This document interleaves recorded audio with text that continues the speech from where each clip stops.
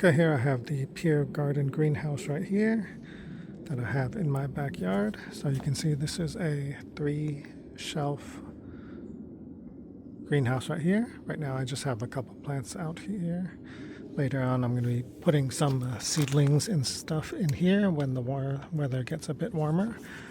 But so this has a door here. You can zip up all the way like that.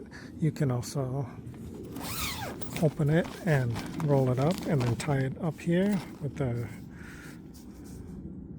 this right here, so you can roll it up and tie it up, hold it up like that.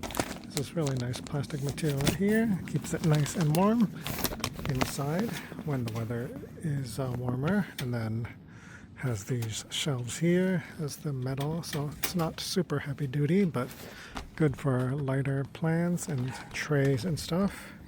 So pretty nice and deep here, so you can see the size of it right there.